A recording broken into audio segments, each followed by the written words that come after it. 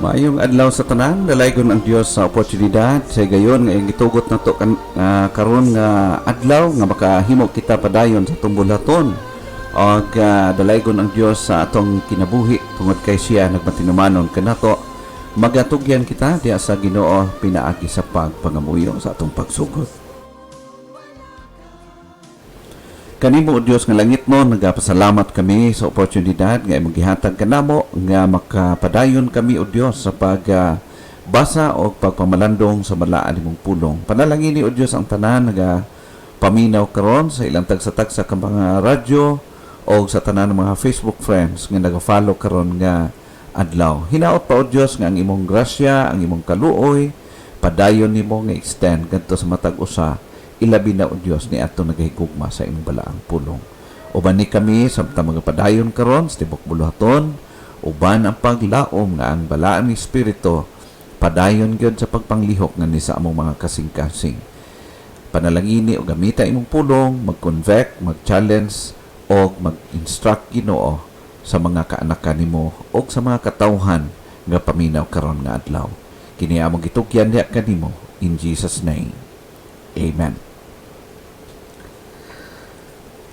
Niini nga buntag karon, usa ka pribilehiyo nga gihatag hatag o gihatagan kita niini nga maong oportunidad nga ma-enjoy nato kini. Og sulod sa pipila ka adlaw ako wala ninyo makauban sa ato nga buluhaton gumikan sa mga gikonsiderar nato nga mga bag-o nga mga adjustment sa pagpadayon sa pagbuhat sa buluhaton.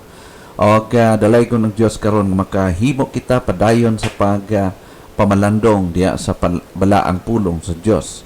Nini nga buntag karon pagadalon ko kamo sa ato nga hilisgutan mahitungod sa mga posibilidad nga ato nga ma-undergo, ma-experience ni kinabuhia about temptations. What about temptations?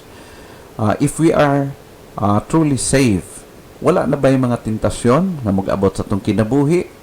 Or what if naagay mga panahon masipyat? Now, atong tagaan ka na o gamay nga pagtagad karon nga higayon, what about temptations? Now, hinumdum mo na ito igala that while we are still alive, temptations are always there of any form, and nobody, no one of us is exempted niini. All of us are subject sa nagkadaiya any form of temptations. Nagaabot ka na sa atong kinabuhi from time to time whether we like it or not. Mao ka na siya ang realidad, no? In fact, din sa 1 Corinthians chapter 10 verse 13 nagaingon, "There hath no temptation taken you but such as is common to man, but God is faithful, who will not suffer you to be tempted above that ye are able, but will with the temptation also make a way to escape, that ye may be able to bear it." So, ang balaan nga pulong sa Dios nga ato nga nabasa karon, mohatag ka nato og padayon nga direksyon, instruction sa pagkinabuhi nato ning kalibutan. Si Apostle Pablo dinhi nag-warn siya. Paul has warned us about the commonality of our temptations. While we are still alive, temptations are always there. Naa ka na sa atong palibot, higala. And God knows our areas of weakness, our level of maturity, and all the particulars of our lives at any particular moment.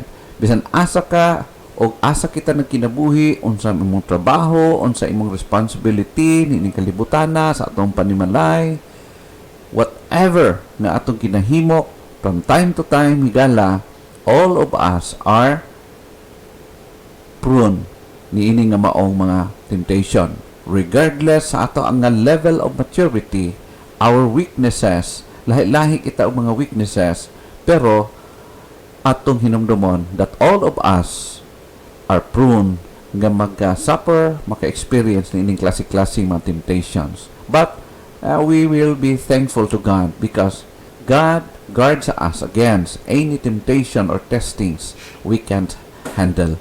God knows it. Kabalo ang Ginoo sa atong capacity o sa mga butang atong gina-undergo. When temptation comes, we may not handle it, but it is not because we cannot, but because we won't. Mao na'y usahay. Usahay kita ang mo-give in sa mga temptation. That's why mahulog kita ni ana. And it is either because we have presumed upon our blessings or because we have not careful in our daily walk with God. Sometimes careful, dili kita careful, sometimes maging careful kita. That's why nagadepende diha ang result usab sa atong pag kinabuhi. According to our passage ngayon, but God is faithful, who will not suffer you to be tempted above that ye are able.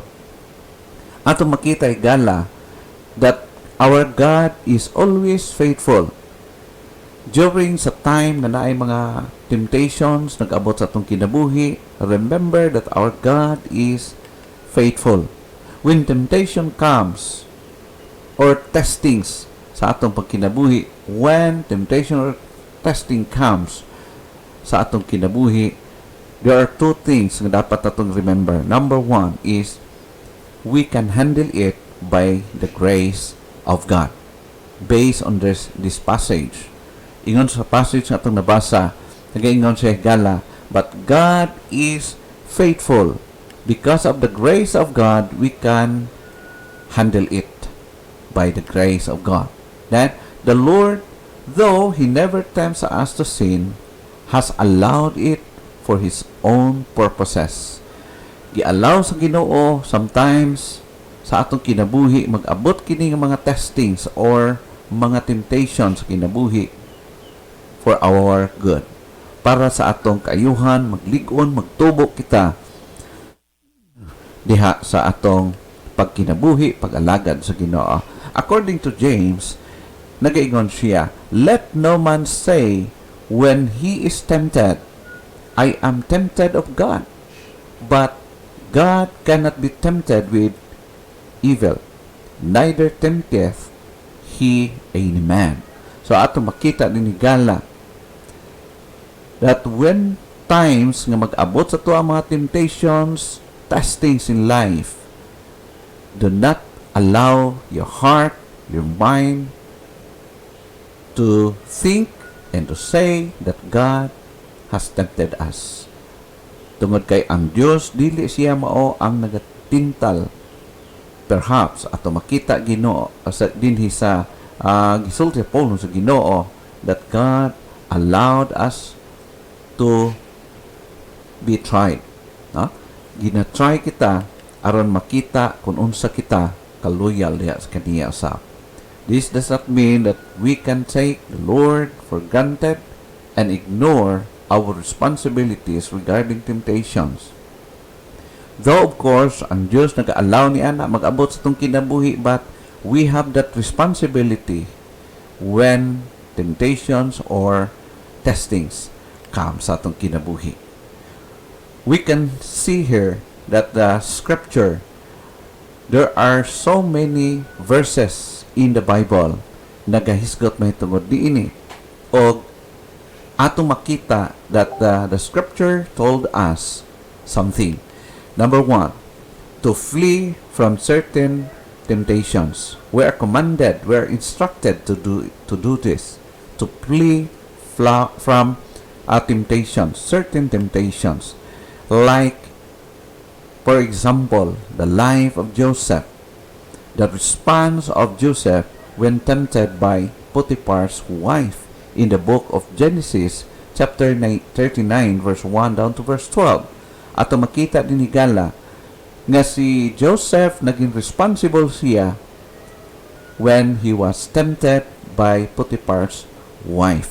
It means to say that the believer, we have that responsibility sa panahon nga mag-abot ang testing or temptation sa itong kinabis to flee from that temptation.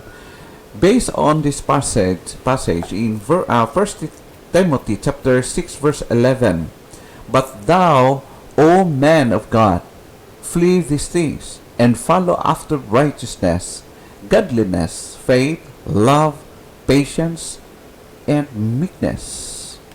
Now, according to verse 22 in 2 Timothy chapter 2, it says, "Flee also youthful lust, but follow righteousness, faith, charity, peace with them that call on the Lord out of a pure heart." So we can see here, klaro ang instruction sa pulong sa Ginoo para sa iyang mga katauhan, for all believers to flee any kind of temptations or testings in order na dili magkasala diha tubangan sa Ginoo. We are told to flee from certain temptations. And number 2, we are also encouraged to pray regarding temptations or temptation may come. Ato dapat i-pray from time to time. Whatever happens sa atong pagkinabuhi, we need to pray always.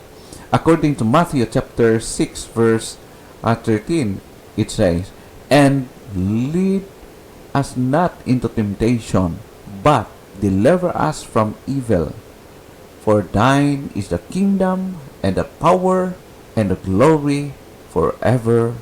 Amen." So, ato makita dinhi as what Jesus told to His disciples. Gitudlo niya, gi-challenge niya, o gi-warningan niya ang mga disipulo to always pray, especially sa mga moabot sa kinabuhi ng mga temptations in life. To pray regarding temptation, because temptation will come to us at any colors, klase-klase ng mga style. And number 3, that we must not tempt our God, the Lord. We must not tempt the Lord, our God. Now, according to Deuteronomy chapter 6 verse 16, it says, "You shall not put the Lord your God to the test, as you tested Him at Masa." So, ato makita igala na ang Dios naghatag kanato sa mga pribilehiyo, naghatag siya kanato sa mga challenges sa kinabuhi, not in order to test Him, but to trust Him. Ang Dios gusto siya nga musali kita diha kaniya apan dili sa pagtest sa iya. Kita nga mga Kristohanon, all of us sometimes tintal kita nga i-test na to ang power sa Ginoo. Ato siyang testingan. I-try na to kung ang Diyos is truly powerful ni anang area. But atong makita din sa passage nga ang Diyos nagadili kanato nga ato siyang ibutang diha sa pagtest. No? You shall not put the Lord your God to the test, because we are not authorized and we are not worthy to test God. Kinsa man kita nga mag-test sa Ginoo, pero open times atong pagkinabuhi, ginatest na to ang Ginoo, especially during the time na naata sa mga alanganin nga mga panahon. Instead of testing God, we need to trust God. Simply as that. Now, according to Matthew chapter 4 verse 6, mao ang pagtest sa Ginoo, mao kini ang trabaho sa devil. According sa verse 6, "And said unto him, If thou be the Son of God, cast thyself down. For it is written, He shall give His angels charge concerning thee, and in their hands they shall bear thee up, lest at any time thou dash thy foot against a stone." Kung imong tan-awon ang response ni Jesus Christ, do not put the Lord your God to test. Ang pagtest sa Ginoo, trabaho sa devil. Dili trabaho sa mga kaanakan, sa mga believers sa Ginoo. It is not our job to test God, but it is our privilege to trust God. Amen? So, mao ka na siya higala sa atong kinabuhi. We need to trust God instead to test God. That we must not tempt the Lord our God. And number 4, it is always wise to avoid unnecessary temptation. Ang scripture ato makaplagan, so many times makita na to sa Bible, higala, and pipila ni ini, nagahisgot ka na to, that it is always wise for us to avoid unnecessary temptation or temptations in life. It is always wise to avoid that temptation. We are never to presume upon the Lord or tempt Him by playing with fire. When we do, we are going to get burned. Atong hinumdumon, do not test your God and do not presume nga ang Diyos mohatag ka natong tsansa nga i-test siya. Instead, let's all be serious sa atong pagsunod diha sa Ginoo. According to Proverbs chapter 5 verse 8, it says, "Keep your way far from her, and do not go near the door of her house." Talks about temptation. Do not come closer to temptation, but flee from any temptation. Avoid unnecessary temptation. There are times atong kinabuhi gala nga kita mismo ang nagduol ngadto sa temptation instead of fleeing away from it. Now, higala hinaot pa nga ang pulong sa Ginoo, padayon nga nag-remind ka nato, and we should always remember, always flee from any form of temptation with the grace and help of God. God is able to help us avoid, to flee, in order not to commit sin. May God bless His Word. What about temptations?